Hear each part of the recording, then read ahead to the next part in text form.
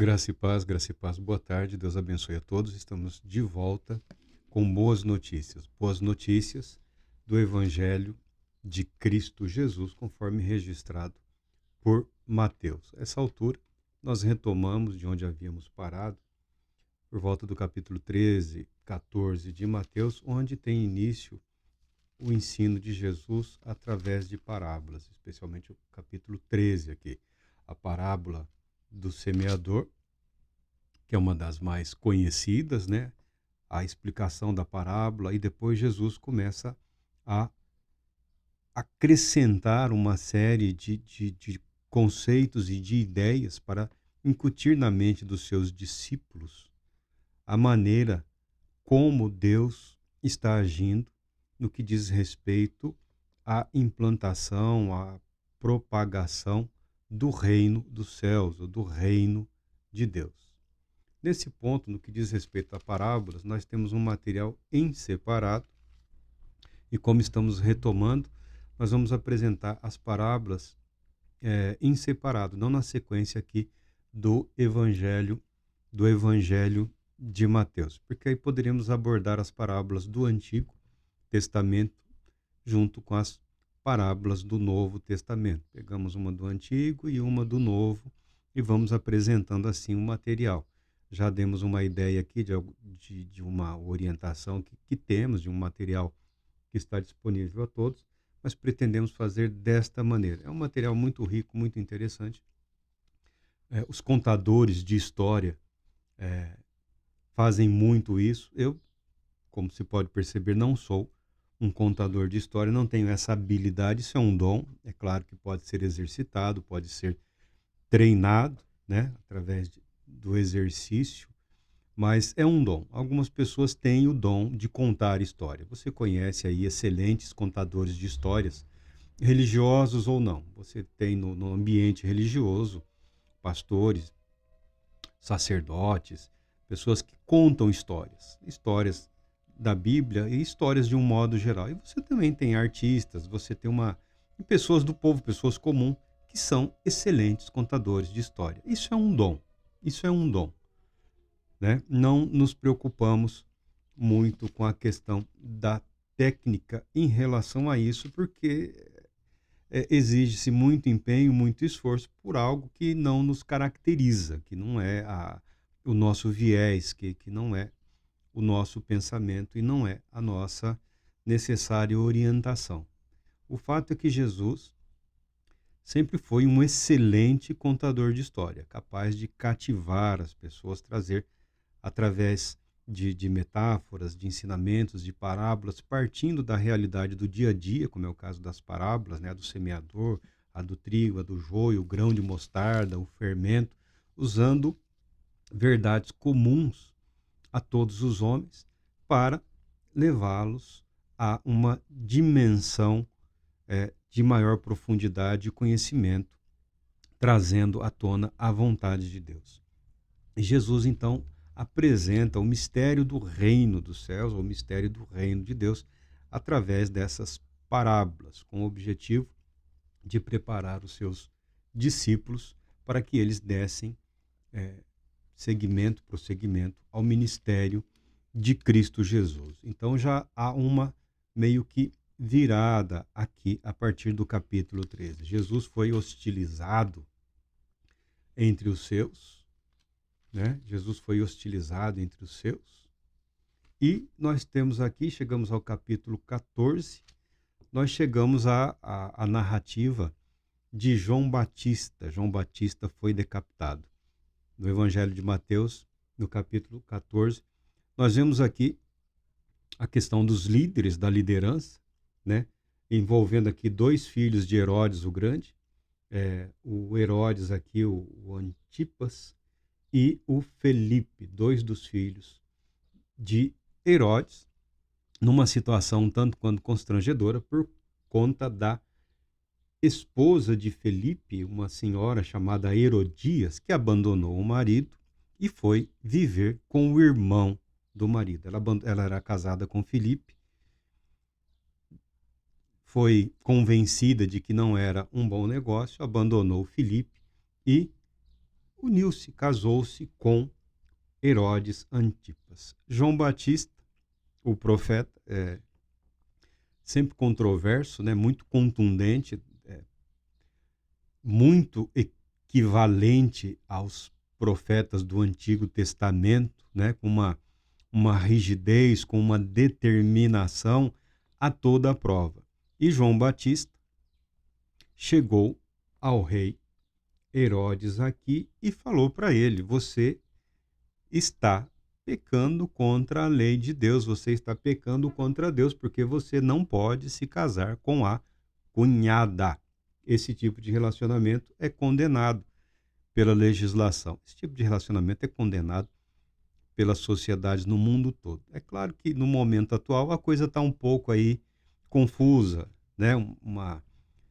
Não vamos falar bagunça porque alguém pode se ofender, mas perdeu-se o parâmetro, né? Perdeu-se.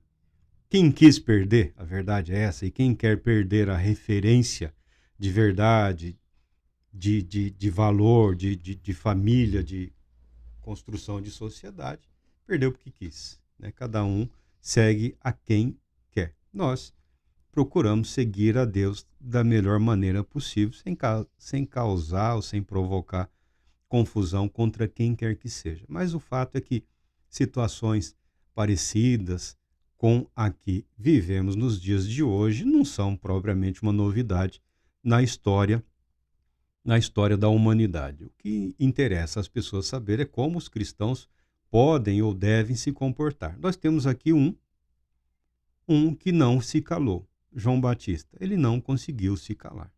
Então, um dos aspectos do ministério profético, do ministério cristão, é um compromisso com a verdade.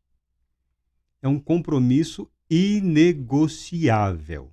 Inegociável com a verdade. Ah, Marco, mas nós vivemos num mundo em que a verdade é relativa. Não, não é. Mentira isso. Isso é conversa fiada. Uma meia dúzia de desocupados, não tendo o que fazer, querendo brincar com a mente, com a vida das pessoas, criaram esse conceito de relativismo moral, relativismo ético, né, de verdades relativas, e isso acaba criando confusão na vida de muitas e muitas pessoas. São maneiras diferentes de tentar dar valor à mentira,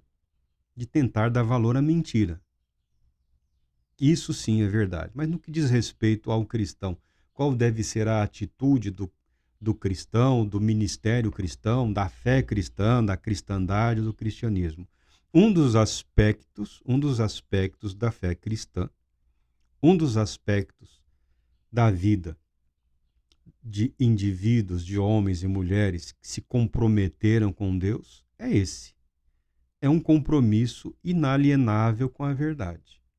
A verdade que a palavra de Deus apresenta para todos. Muitos questionam também, mas só por gostarem de questionar. Mas nós temos aqui os efeitos da liderança. João Batista não era um líder. João Batista era um profeta, reconhecido como profeta nos seus dias. O próprio rei aqui tinha certos receios em relação a João Batista, né? E o que esse Herodes mandou fazer quando foi confrontado com João Batista? Primeiro, ele quis matar. Mas por medo do povo, que reconhecia João como profeta, ele mandou prender e encarcerar. João Batista ficou preso por aproximadamente 1 ano. E não mudou em absolutamente nada a sua postura em relação ao erro do Herodes. Esse Herodes aqui, filho do grande Herodes, e os filhos e os netos foram educados em Roma, tá?